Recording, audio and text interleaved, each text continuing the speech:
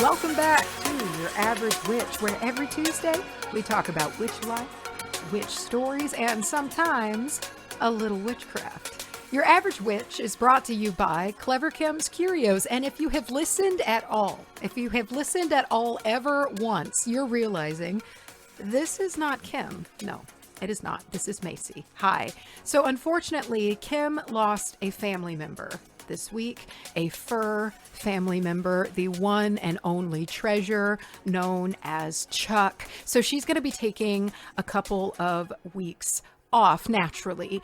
And I just have to say, as someone who did have the esteemed pleasure of meeting Chuck, I would just love to have a moment of howling, if we may, for this creature that used its voice with such bravado and skill.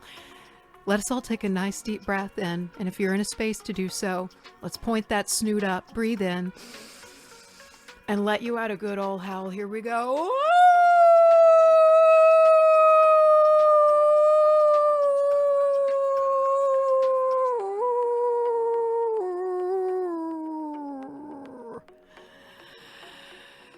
R.I.P. sweet, sweet Chuck.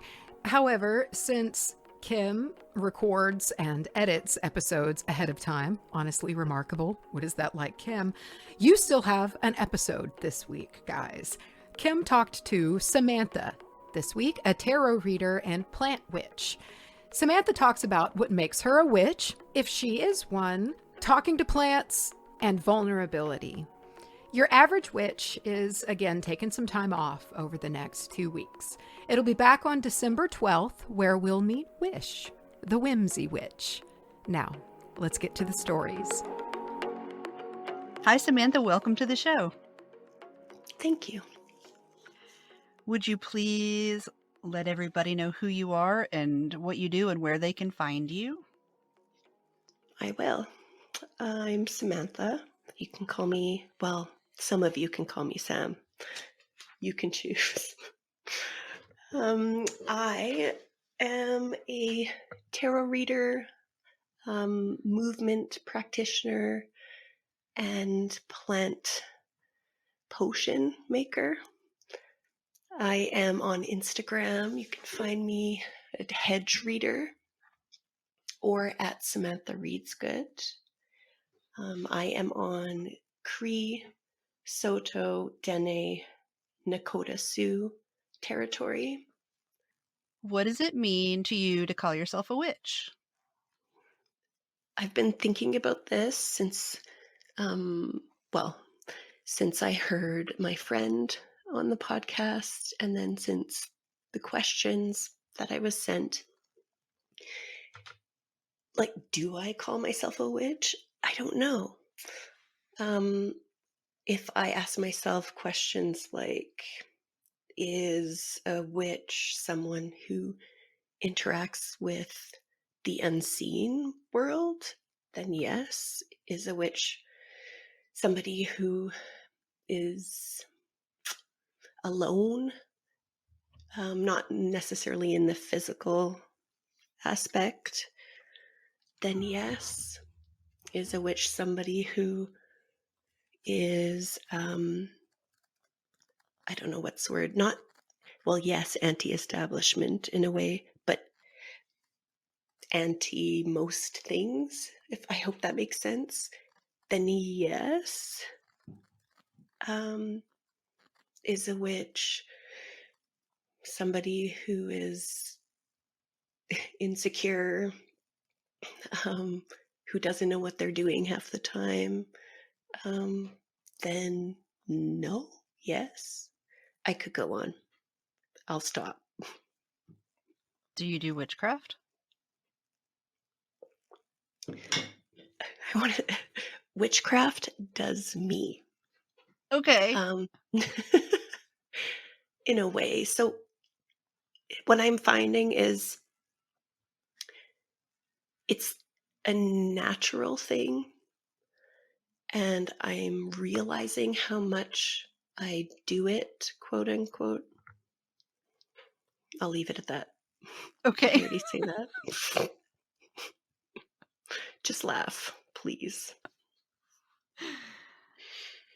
Would you say that you have any family history with witchcraft? Or even if your family would not use that term, do you feel like they did witchy things when you were a kid? I have a really funny story, and please take this as like the ignorance of a teenager, all of it. Just, it's funny. I think I was 14 and I was reading The Spiral Dance. That's what it's called, right? Starhawk. Mhm. And I I swear this was in there. Maybe it even wasn't. But part half of my family was American, so we like go back very far. And so we were related to John Adams. He's one of the presidents of the Oh, we United might be States. related then. Call me Sam. um, and so she mentioned in that book, I swear, that he was associated with witchcraft. And this is like, the 80s and 90s idea of witchcraft. But yeah, and that something about a dragon too. I know this sounds weird. So anyway, I saw that. I'm like, ooh, lineage. But that's ridiculous. Um, there was no direct talk about witchcraft. I lost my parents in my teens. And so I didn't have much time to talk about those things. Um, but my mother was a artist, a watercolor artist. And if I think back and looking at her paintings even, and just the way she interacted with nature, the green world, I mean, all the signs were there. There was an article of her in one of the papers in a city nearby. She was on the front page of the art section and she was hugging a tree. So, I mean, That's yes. sweet. Yeah. Do you have a practice? And if you do, can you introduce us to it and maybe introduce us to any consistent things that you do that you consider part of your practice? Yes. You've caught me at a really strange time in my life. It probably has to do with midlife. I think that's a big kind of initiatory journey in itself. But I'm becoming just very aware of how much I do these things naturally, these things, whatever we're talking about, witchiness. Um, and so I thought before, like, oh, I need some sort of practice that looks like what a practice looks like in a book. And I went through that, which I think is an essential, probably phase. Yeah. Yeah. And now I'm like, oh, I've been doing it all along. My practice is I'm lucky enough to be by some woods and I walk in those woods almost every day and I acknowledge them. I always kind of talk to the beings, the non human persons there. I pick up garbage, I leave offerings. I'm just starting to ask for support or help. And I think that's actually a practice in itself. I've just never, I'm going to be vulnerable here because, the world's ending. What else do I have to lose? But I just never felt good enough to ask for help in a way. Partially that goes back to just childhood shit, right? But also being very aware of my privilege. Um, and also being very aware of how much, like, the idea of witchcraft, and how do I put it? Like, big C Christianity, like Christianity as a corporation has, and What a good like the white, phrase.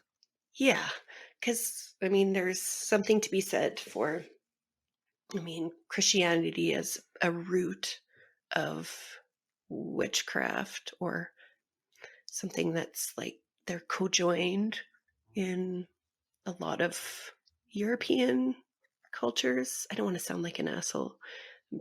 Oh, am I allowed to swear? Hell yes. Okay, good. I know more than assholes, so that's good. I'll try to fit some more in there.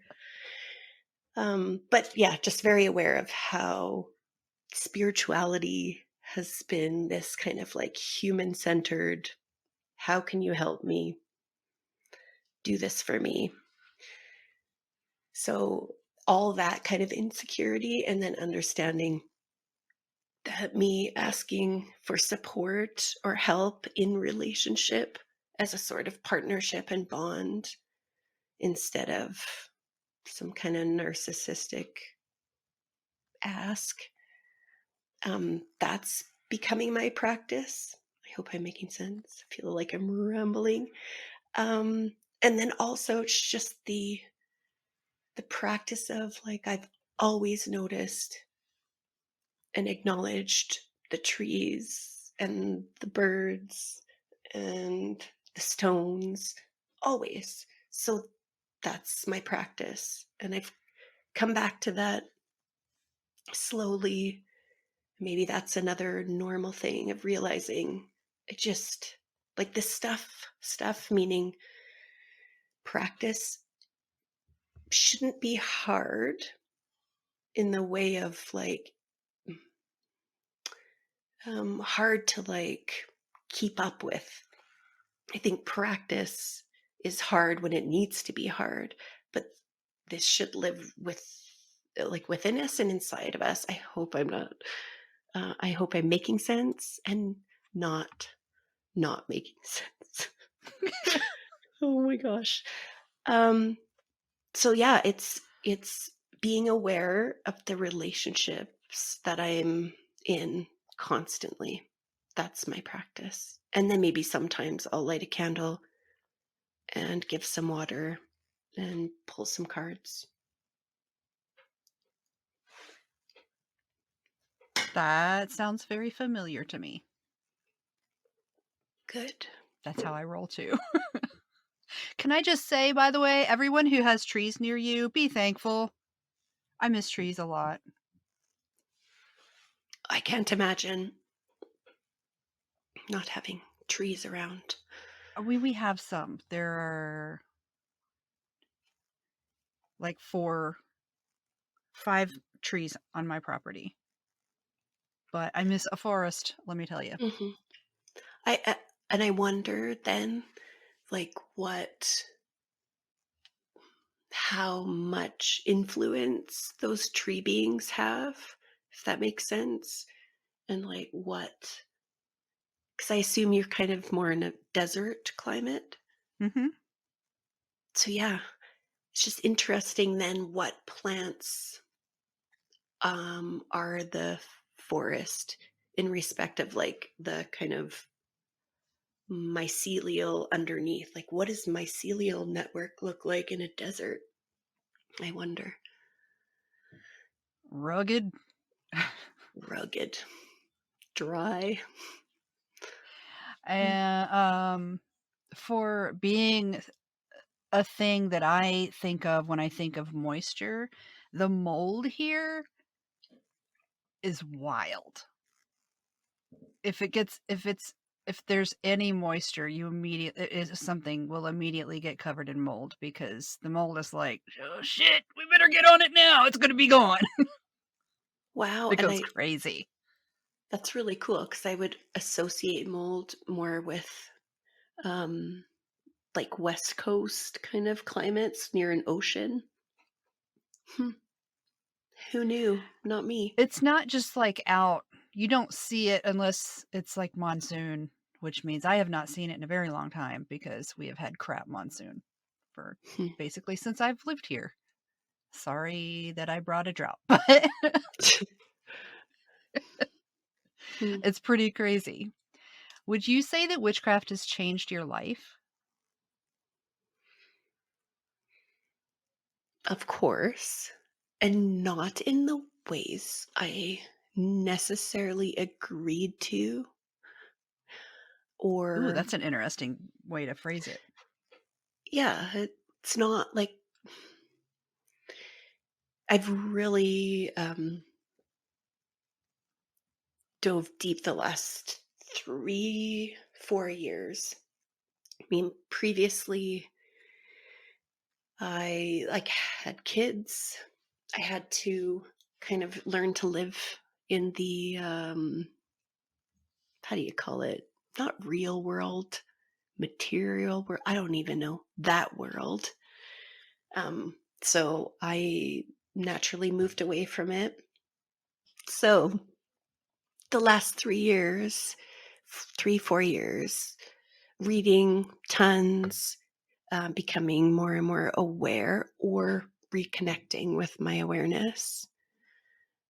And then diving deep into tarot and eventually reading with others. Like, I think it's just the influence that all of these things have on a body, on a person, is, I'm finding quite, for me personally, of course, astounding. Um, and looking back,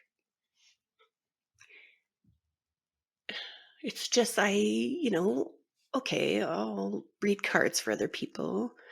And I believe that when I read tarot, it's within relationship with that other person and all the beings.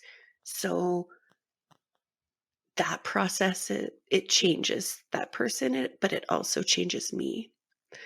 And then I started doing these underworld readings that I developed. Underworld readings. Is that good? That's gonna be perfect! Please. Please. Oh, that is delightful. That's all I care about is delight and food and a good TV show. Wait, are you a Taurus? No, I Oh. am Pisces sun, Gemini moon, Aquarius rising. You I did just have say that. I have Sorry. no Earth. No, I have only What? I have That's one of the Chiron. Taurusest things I've heard anyone say. I want to be a Taurus. Who knows? But yeah, no. Maybe it's the Chiron in Taurus in the fourth house.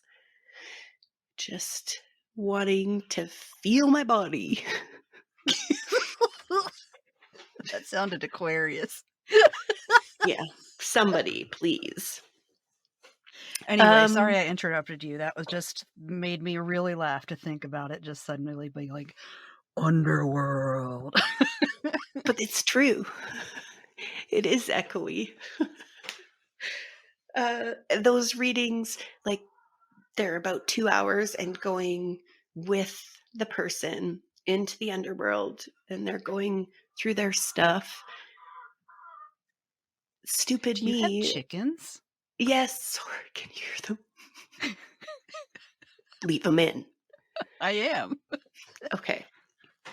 Yes, I have chickens who are very vocal about all of their problems.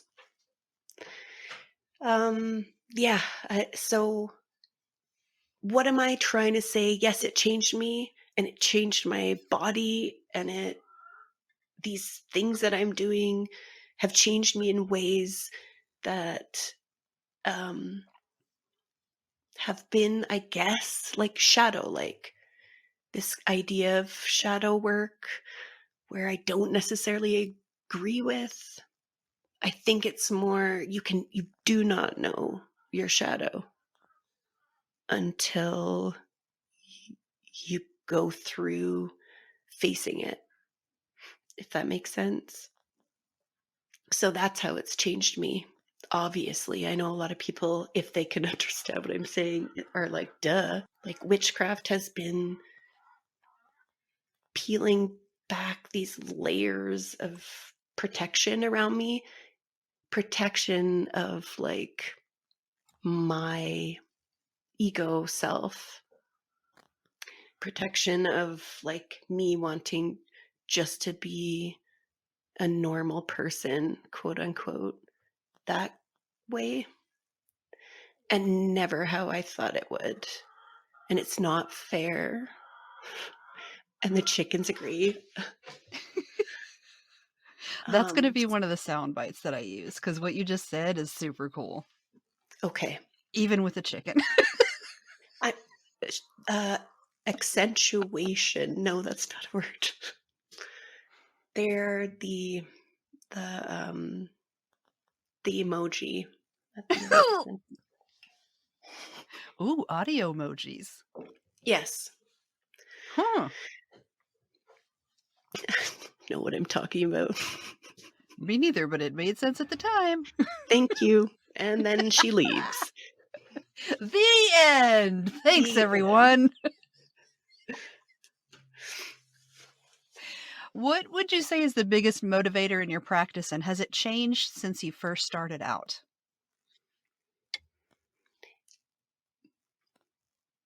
The core of it, which is being more aware of my relationship with spirits, has not changed. But my own response to it, or how I thought it should be, or how I should be, has changed, of course. Like, I'm a people pleaser by nature. Again, another survival instinct from childhood. And I don't have to be like a spirit pleaser, I guess. It's not like, hey guys, like me. Yeah. So now it's just trying to notice my part in the ecosystem of spirits around me instead of being like thinking I'm like the central part of it. Did that make sense? Yeah. I'm thinking about it. Do you think about things? I don't. Sometimes. Often it's not what you would be expecting me to think about during an interview, but yes. Oh, I'm not surprised.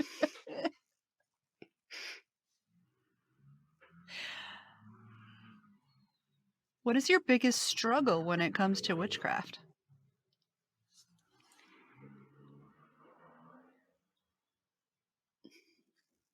Um,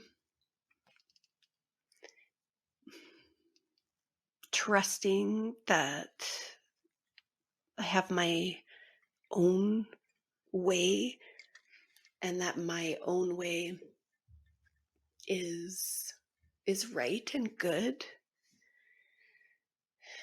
Um, yeah, and it's I guess it's the relationship with myself. Yeah, and understanding my own sovereignty and my own individuality amidst humans and other non-human persons.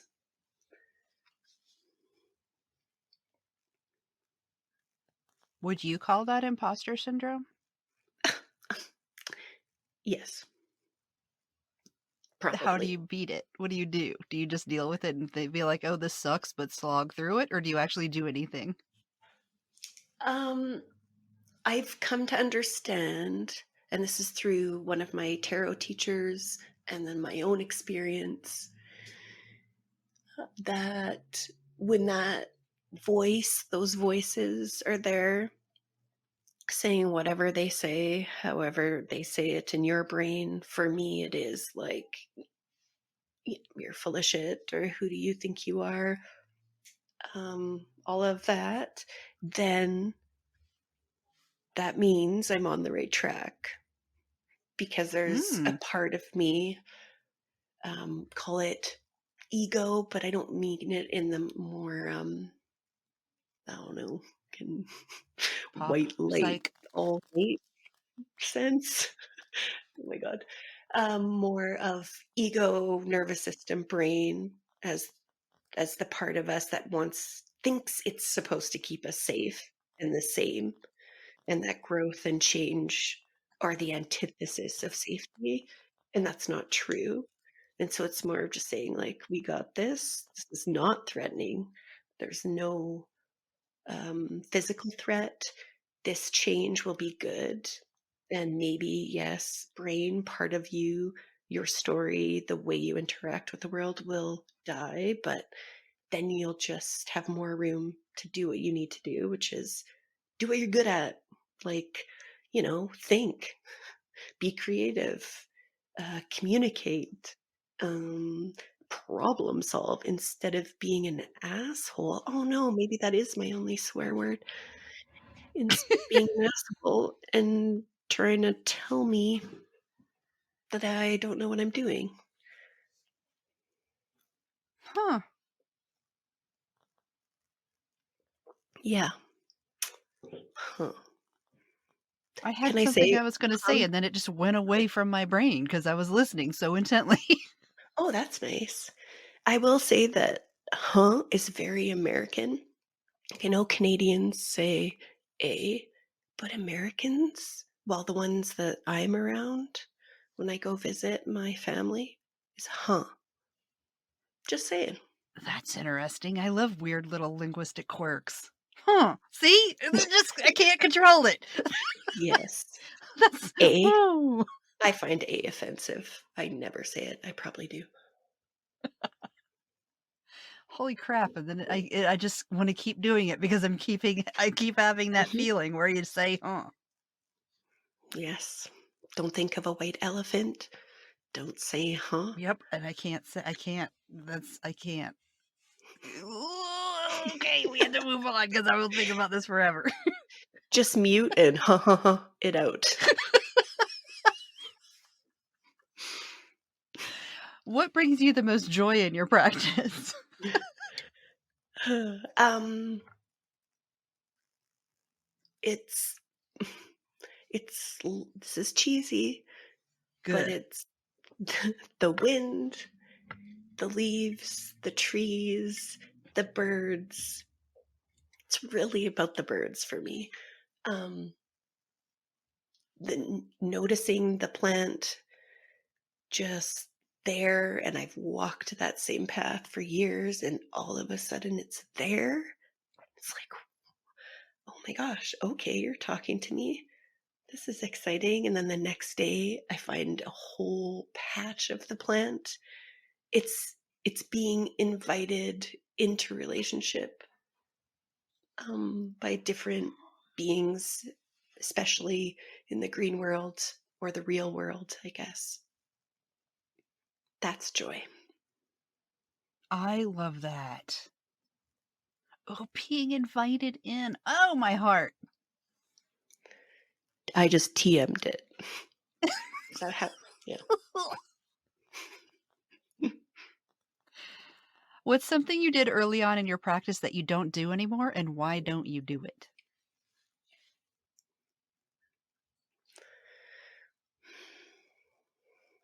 Mm, I am very much an airy person, so I do many things and never stick to much.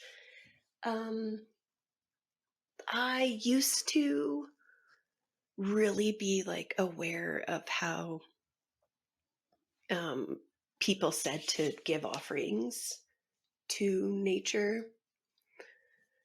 And I was like, I'm very aware of the practices of the peoples that were here before me. And I've went through a time of really knowing that that's like not my culture, of course, not my practices, and how do I honor the green world here in my own way, but knowing that they've had a relationship with humans in certain ways, if that makes sense. So it's like, okay, tobacco, I used to be like, okay, I'll just give tobacco all the time. And then, and some would say booze, whiskey, then I would do that. And then I thought about it, like, I just don't, first of all, like, I need to find my way because I have no culture to really connect to. And I don't think alcohol is necessarily good for the earth or how I was doing it. And it probably pisses off some spirits. And granted, some spirits are just pissed off. That's just natural. And then somebody told me cornmeal, and I was like, that doesn't grow around here, and even the tobacco. So, yeah, I don't. Now it's water or some of my hair, honey. I think honey might be a universal. So, yeah, I don't do that anymore. That's a good one. I've switched to water since moving here, actually. That makes sense. It has a Water much is a higher value commodity. here than it did, like, in Virginia. Hmm. Yeah. And that's why it's like leaving room for those beings to tell you. Also, I was bringing eggs to the spring that I go to. And okay, I was just being Sam, so I wasn't thinking it through. And I was like, oh, there's these eggs that's have been in the chicken coop for a while. I'll just give those ones. So I left them. And then I came back, I think it was 2 days later, and the eggs were gone. It's like, oh, cool, like thinking I'm cool. And then so I walked further, and my dogs were up higher by some trees, and they were rolling in something, and it smelled so bad. Like, oh, what are you? Is that shit? Is that a Oh corpse? no. And no, it was the freaking Eggs. eggs. And first of all, someone moved it from those springs and dropped it and said, do not do that again. And here, have these dogs in your house that smell like rotten eggs. Is that Them enough? eggs you left us. Yeah. So I was like, okay, please, I am going to say sorry. I know I might get in trouble for saying sorry, but actually I'm sorry. And I'll try better next time. Please don't be mad. I've left eggs. Just don't leave old eggs. You got Because crows too? You got all the nature there. Or was that still a chicken? oh no. They are legion. There's crows. I feed the crows and I feed the ravens, and everybody likes to party. Eat the blue jays and the magpies and the sparrows. Yeah. The only familiar bird here is sparrows. Everything else is new. So I haven't developed a relationship with any of them. Oh, So I'm that's envious. my dream. New birds. Sparrows are funny. They live in my saguaro. What's that? The big, like, you know how in cartoons there's the cactus that has the arms? Hmm. That. Wow. That's so cool. I want to come there. Okay, come in for Gem Show in February. First week of February, everyone. Okay.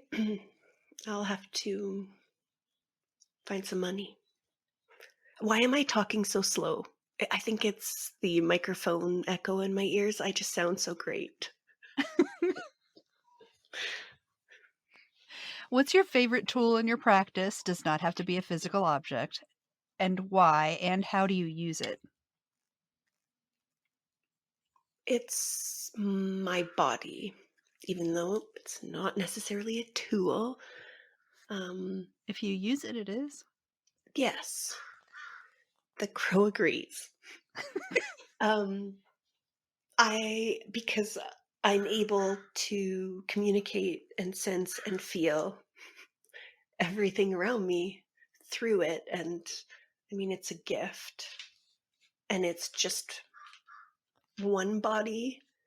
It's this physical body that contains like many different bodies slash spirits inside of me. But I think I think I'm very lucky to have this tool. That's cool. I like when people use, like, I like seeing how people interpret that question.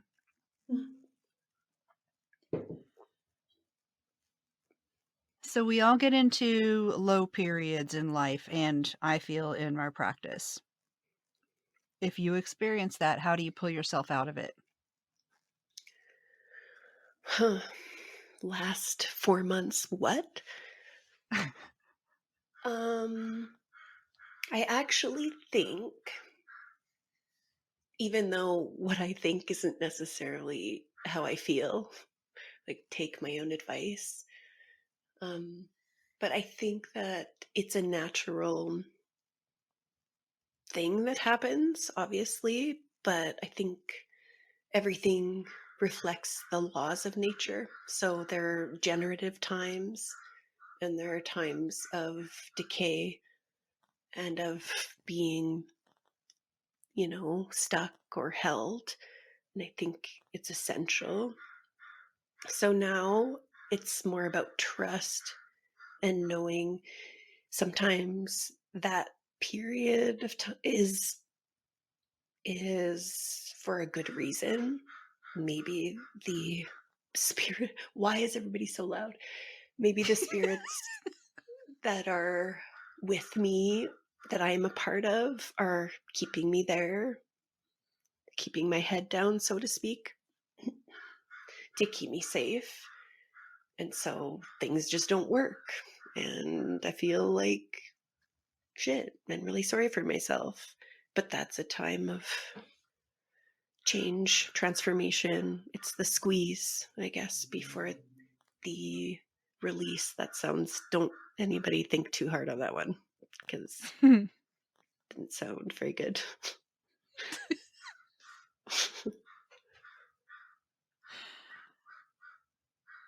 What is Tell something you me, wish was discussed more in the witch community? please, sorry, tell me if I need to shut my window because they're I being loud. like it. Okay. If you Me don't like it, too. then go ahead, but I Me don't too, get to hear kind of. crows. Well, they're yelling at me, I think, to feed them or who knows. But I notice, so the crows migrate here. So they leave in the winter. They go somewhere. Maybe they just go to the dump. Like, I don't know. But then the ravens come. And ravens are really quiet. And they're just their vibe. I refuse to say energy. I now say vibe. Is just a sweet, strong presence. And then when the crows came back in the spring, I just really noticed how intense they are and how demanding. And Teenagers. yes, but in a great way. Like they challenge, they take risks. They're assholes. That's number 3, I think. Yeah. So anyway, what was the question? I have no idea. Oh, what is something you wish was just what is something you wish was discussed more in the witch community?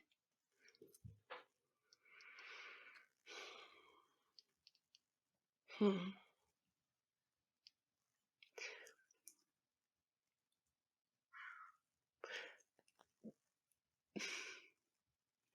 That's a hard one. I mean, I like the witch community, I guess, let's be honest, it's very much a social kind of media thing. That's how I think of the witch community.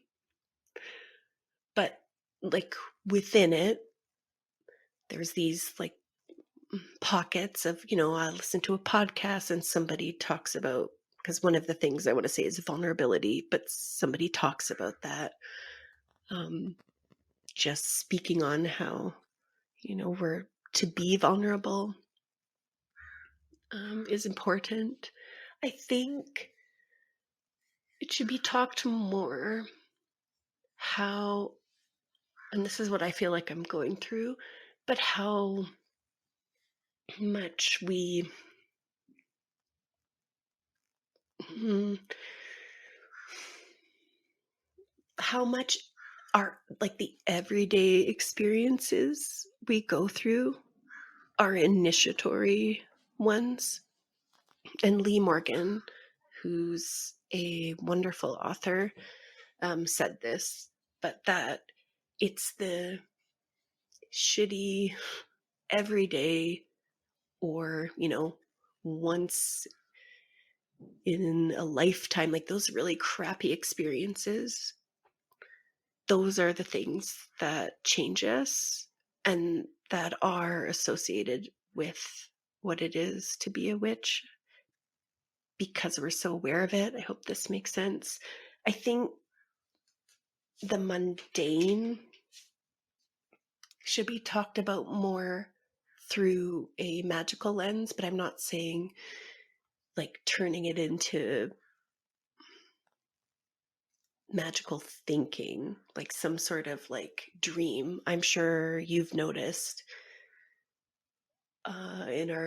in Western culture right now, this big kind of theme of like the Matrix, and that this world, which I know can be traced back to different um, religious beliefs or different practices in a way, Eastern practices, but that it's like it's not reality, this world right now.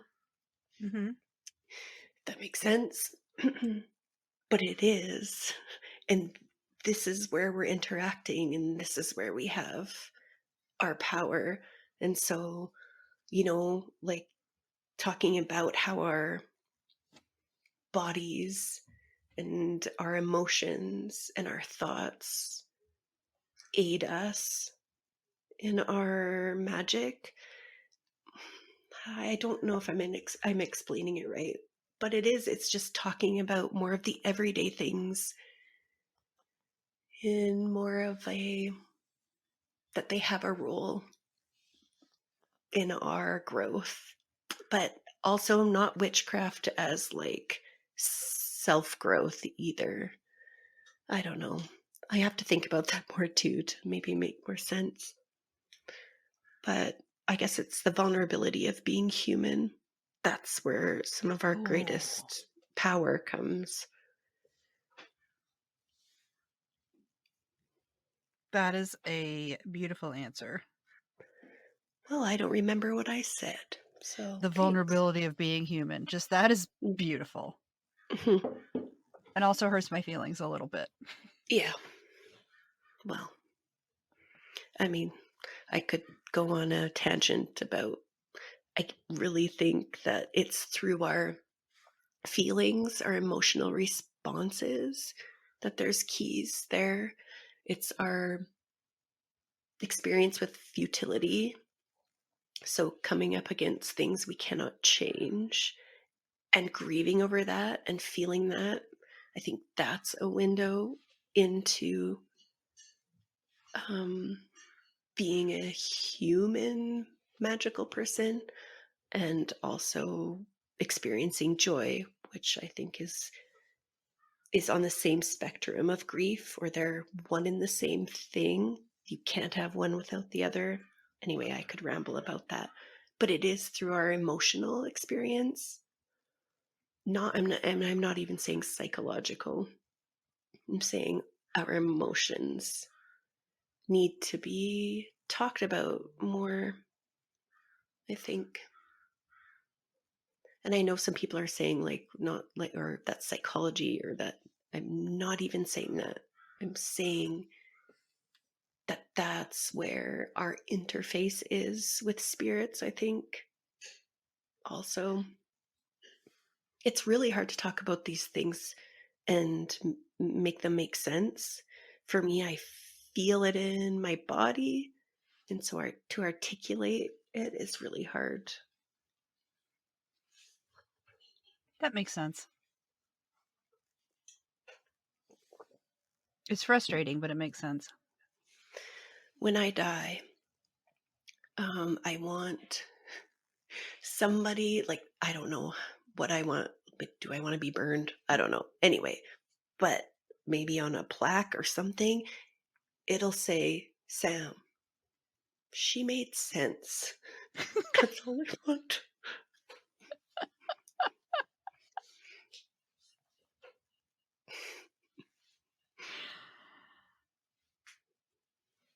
I think I want an ellipsis and then what in lowercase letters and then period.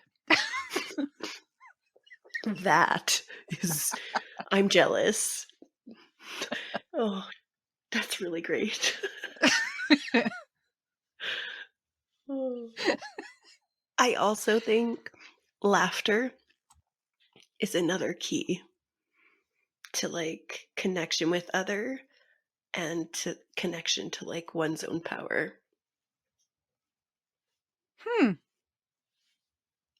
I'm on to something there. Somebody complained that I laugh too much on this podcast. Good for them. Great. I have not gotten over it, but also, haha. Well, maybe you can say, I ain't stuffing. well, and I don't remember asking. Like, Yeah. I guess you should thanks. find a different podcast because this is what this one is. Yeah. I don't understand how people feel like they need to share those things. Like it's, I don't know, it's not productive. Well, I don't think they listen anymore because I never quit. Do you ever work with other witches?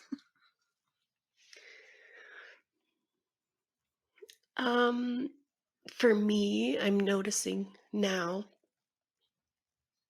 it's just through like a natural friendship relationship that I work with others. Physically, where I am, I'm in central Alberta, which is very fundamentalist Christian. Yeah, like just there's a billboard on the side of the highway on the way to our capital city in this province, and the billboard has the Alberta flag and the American flag, and then two hands shaking. Like What? this province wants to become part of the United States. Ew. So it's weird. It's like one of the biggest oil producers in our country. A lot of also rural farming here. And some of the biggest, largest atrocities. Did I say that right?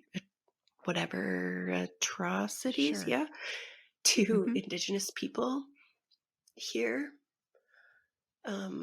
So, with that said, there's a lot of blood in this land, a lot of ignorance, a lot of very much colonial values.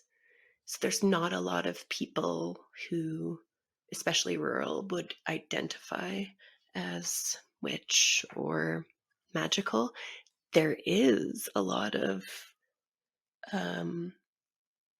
like, and I don't want to offend anybody, but a lot of white women with crystals, healing hands, and pumpkin lattes. Oh, you have There's a lot. Han Solo women. Yeah. Yeah. Like they're very But is it good privileged. vibes only type? Yes. Awesome. Buns, vibes. I wear a bun all Messy the time. buns, though. Messy buns, vibes, tattoos, and just, I mean, I think that kind of new age spirituality is just a new kind of born again Christianity, but more, even more capitalistic. And it's making, so there's no, that I know, not many people around here. And I'm so private about what I do in a way, like I am myself, but, and I'm a snob a bit because people have a certain idea of what um, being a witch or witchiness is. And I'm not in a city where I'm sure there's a lot, but yeah, they just, it's all learned from TV or social media. So through friendship, online, but in just a natural friendship way, that things begin to change, that unbeknownst to us at the time, our conversation creates some sort of magic. That's sort of what happens with the people I run around with. And by run around, I mean talk to on the internet. Yes. 'Cause I do not have a real social group locally. There's one person from my internet group who lives close by, but by close by I mean within 2 hours. So Mhm. And I don't know what it's like to be with, like, in a group of like, I think of it like a magical tradition, or a coven. I can't separate it for me from that, like, 90s co-opted kind of Wiccan. And this is not me judging. This is just for me.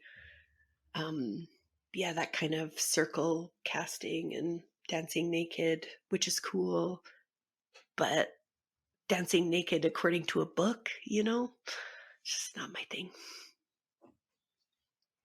I have experienced it, but it's only been at Anahata's Purpose, really, which I recommend. If you have not heard of it, Mm-mm. consider coming next year. Super great.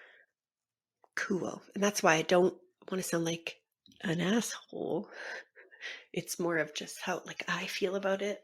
So I think I'm better alone in those respects, maybe.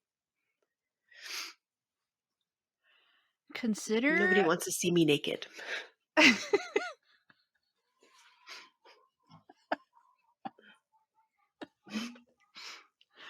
I have thought that, but then I thought, I don't give a shit what other people want. This is what I want. But still, most of the time I don't want that because bugs.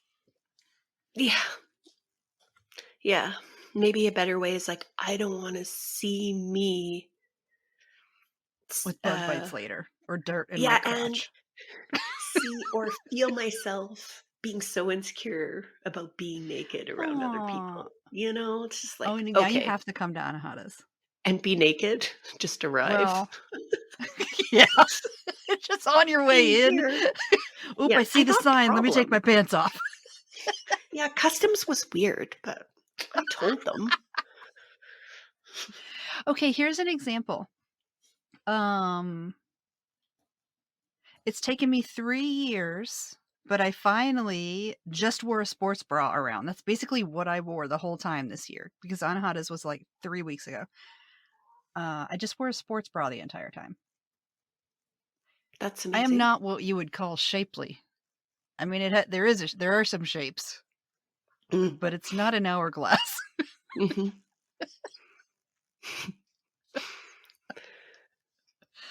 It's like if you put a can of peas into a hydraulic press and then squished it a 1/4 inch.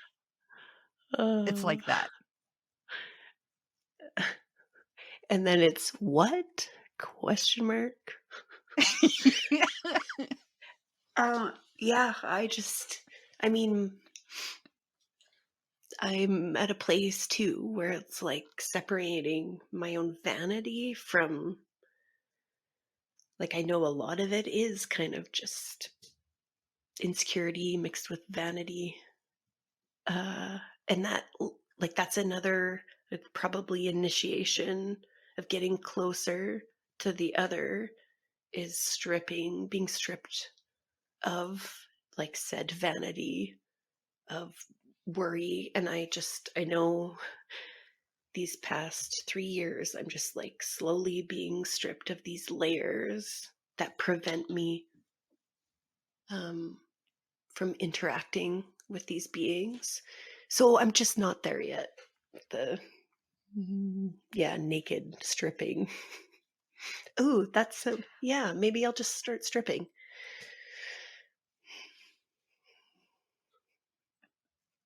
I will say 90-degree weather and like higher than 50% humidity changes your outlook on clothing.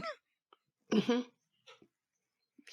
Yeah, I guess it's a Gross. privilege to care about those things. Think of the three biggest influences on your practice. It doesn't have to be people. It can be anything. It can be an object. It can be a thought. What would you thank them for? Okay. It's the living beings around me, so trees, animals, my own like little tiny yard. I would thank them for being patient and like just continuing. And I know they're not there for me, but they're the feeling of them has never gone away. It just took me a long time to realize that the things that I've always wanted are right here, and that's relationship. Um, and I think books, I mean, without them, I wouldn't be able to connect to my own knowing. And my relationships with people too, and my family. Oh, I could go on and on. But it is, I guess, it's relationship.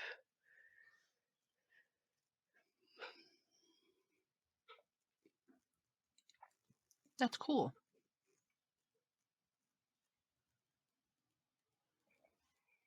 Do you have any advice for anybody just starting out?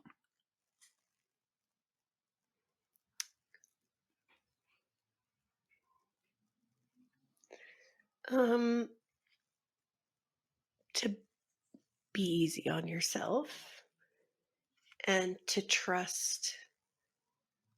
Well, I would say, and this is personal experience, that's all I know really, is the things that you're naturally good at, you'll probably maybe not think they're good enough, or maybe think, who knows, the opposite.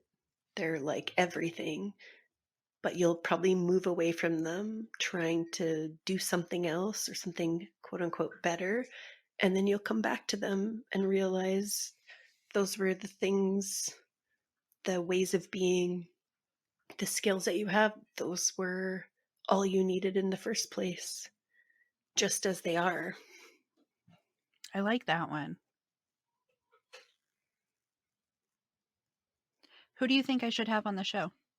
I think you should have Celine on your show. She is at Manto Dia Dream, and I hope I'm saying that right. She's a sorceress, um, a sound weaver. She plays the theremin and other instruments. Hmm. And she is an astrologer. So she's somebody who works with fixed stars. And I would love to hear, just to hear her speak is a wonderful thing. But I am very curious about fixed star work and astrology, but more traditional astrology. She is, her Instagram is just beautiful thing to look at, and her website is exceptional. I thought I wrote it down, but I didn't, so you'll have to see via her Instagram. but I had a fixed stars reading from her. And if you've never experienced fixed star reading, I highly recommend it. But I've never even heard uh, of it, so that'll be interesting to look up. yes, uh, rabbit hole alert. I'm just finding like I've made a lot of connections with people in their 20s, magical people over the internet. And they are, there's this confidence, and I'm including Celine in this. There's this confidence that, um, and this like knowing that they have that is really admirable. And I love how they're taking the old things, the ancient things, and giving them life again. I don't know.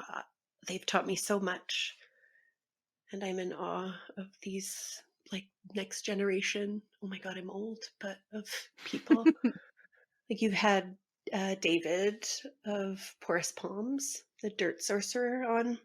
He's another person who's just exceptionally talented and so young, and I mean that in the best way.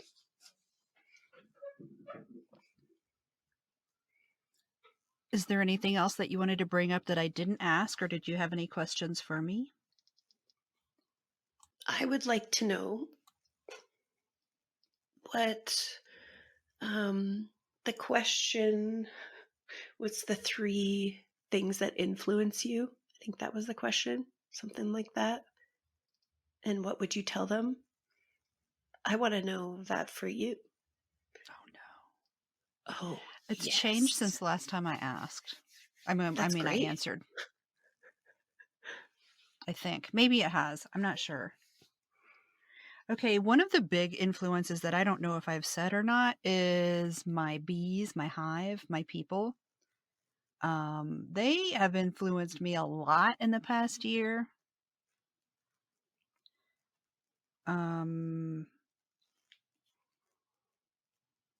because I do the spell boxes, and to do the spell boxes, I have to think of the theme, and to think well, once I think of the theme, I have to craft a spell for it, and then so I'm investigating and reading about and researching things that I would never have done otherwise. This past month was a inner child box. I would never, the things that I bought for that box, I would never have purchased for myself. Just because it seems frivolous. So in shopping for this box for other people, I got to play a little bit for myself. So that was really fun. And they're just inspiring. They ask questions and they tell us about their interests and what they're working on and how they're doing it. And we're all so different, and I love it, and I love them. And that's one huge influence. The other one is, it's still Witch Pajamature Hour. Charlie and Macy just give me new things to think about all the time. Plus, they're just hilarious and good friends. So I love them. They make me a better person. And in that, okay, Corey from Corey's Cauldron, he is probably a bigger influence than he realizes, but he's very grounding for me. So I turn to him a lot if I'm getting more into spirit stuff, which I've never done before, and I feel like he has a better handle on it than I do. So I ask him all kinds of stuff. Those right now are the three biggest influences on my practice currently. I think it's all about relationship, and where would Mm-hmm. we be if we didn't have that or acknowledge that. Bees, that's wonderful. It's easier to think up a name of the group than to just randomly say a bunch of words that means all of Yeah. us. Yes, I understand. And I like the hive because We're super friendly and cute like little bees, but also if you fuck with us, we will fuck you up. Hmm. I want more We of all that. got stingers.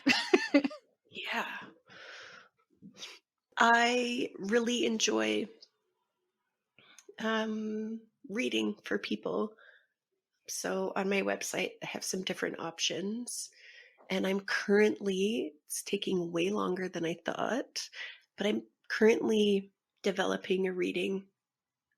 And I've done some kind of guinea pig practice readings where the person tells me about their creative interests or in a magical way, their kind of magical skill or way they practice magic.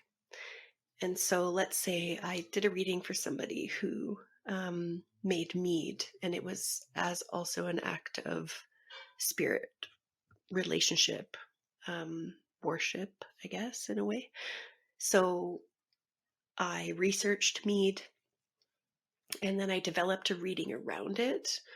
That the spirit, there's a lot involved, ancestors, spirits, but I also created a visual. It's like an art piece that went along with the reading. So I'm in development with that. I'm working on someone's right now. So it's strange and wonderful where I send you questions about asking about your creativity, what childhood creativity looked like for you, lots of different questions. And then I take those questions and I formulate a tailored reading to that person and also create an art piece out of it, meaning like a collage art, I guess. So, yeah, that's what I'm That doing. sounds super cool. Thank you. That sounds amazingly cool. My youngest child told me just to say thank you and not to say I know because it's rude. So that's Whatever. why I just say thank you. But It is like, we're also trained not to say that. So, like, yes, oh whatever. no, with that I couldn't. Whatever. Thank you is Yeah, good. thank you's great. And finally, there are two things that I ask of every guest. The first thing being, please recommend something to the listeners. There's so many things. I will recommend the Emerald podcast if you're somebody who really enjoys listening.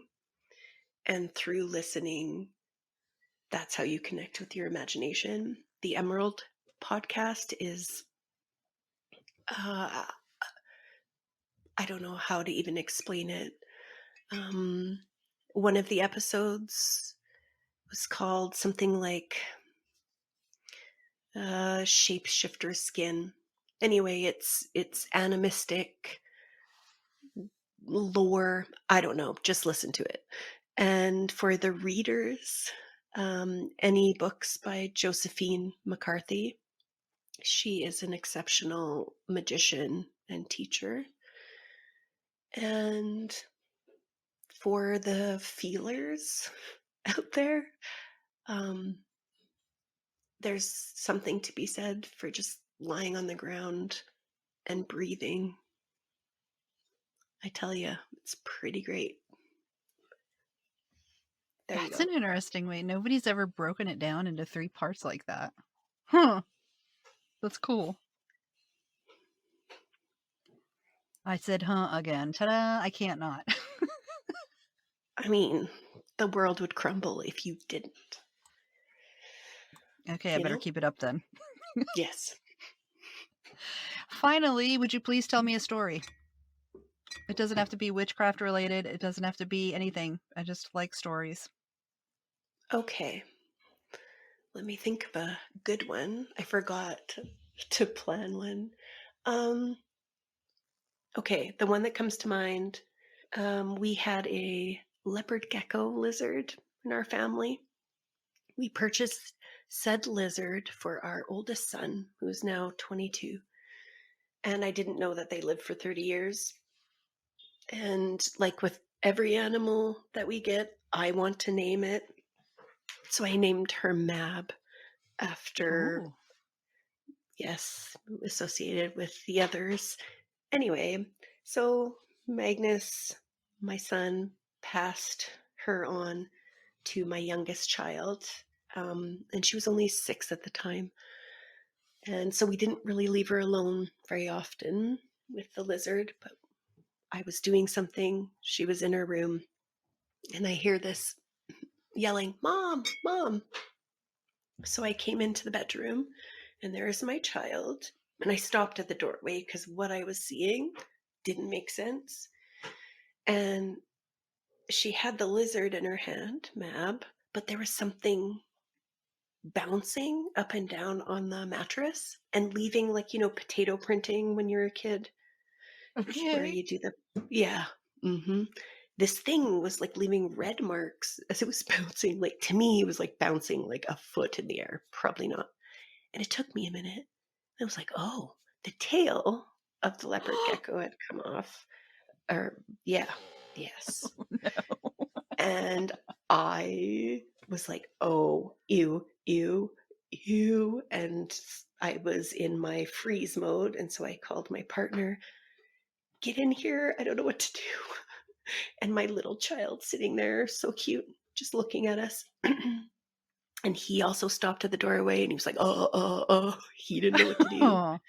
And so my child said, don't worry, I'll get it. And she passed us the lizard. And she went and got tweezers and picked up the tail, and it was still wiggling. And she went into the bathroom, and she dropped it in the toilet, and she yelled, "It's still moving!" And then she flushed it.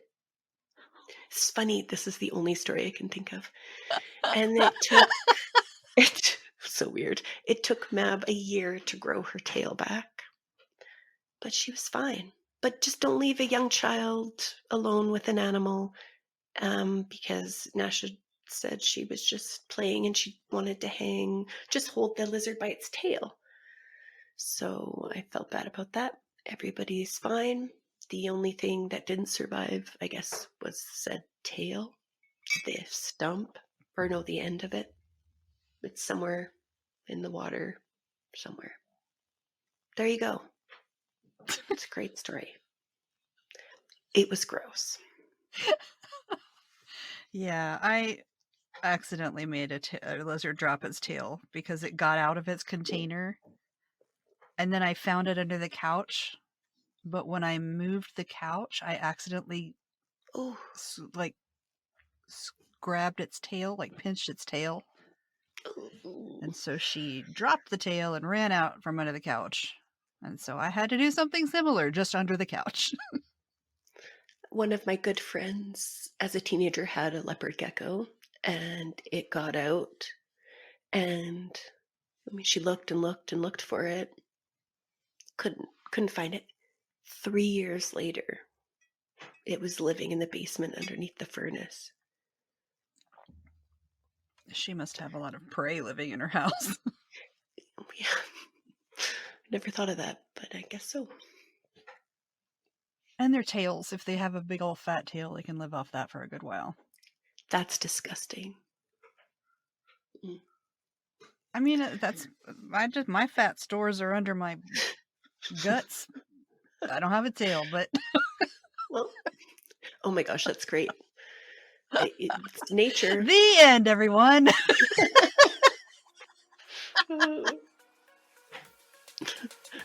Well, thanks for being on the show. Thank you so much. I really enjoyed it. Okay, then I will see you on Instagram. Bye. Bye. Gosh. And now, Sam.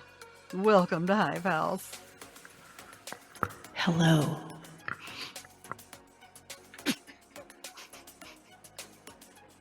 Can you please tell me your favorite quote? I'm vulnerable and poured my heart out a bit. And then I was walking back, and a raven And ravens are one of my animals, not mine, but maybe I'm one of theirs.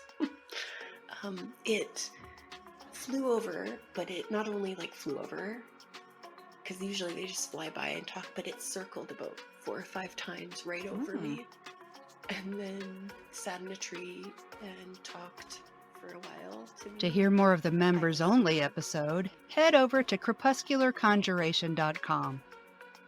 The monthly magic tier will give you access to the monthly magic Marco Polo group, the private Facebook group, and access to the written monthly spells. There's also Crepuscular Conjurations, giving you bonus podcast episodes, coloring pages, guided meditations, spell crafting videos, printable downloads, and more. The free Witchy Wonderment level will give you a little sample of everything I just mentioned. You can also visit my shop, Clever Kim's Curios, to get spell boxes one at a time or by monthly subscription, intentional handcrafted jewelry that I make especially for witches, and handmade altar tools. You can even listen to the full Your Average Witch podcast library, including show notes. Check it out at crepuscularconjuration.com. Thanks for listening to this episode of Your Average Witch. You can find us all around the internet, on Instagram at Your Average Witch Podcast, Facebook at facebook.com/groups/hivehouse, at youraveragewitch.com, and at your favorite podcast service. If you'd like to recommend someone for the podcast, like to be on it yourself, or if you'd like to advertise on the podcast, send an email to youraveragewitchpodcast@gmail.com. Thanks for listening, and I'll see you next Tuesday.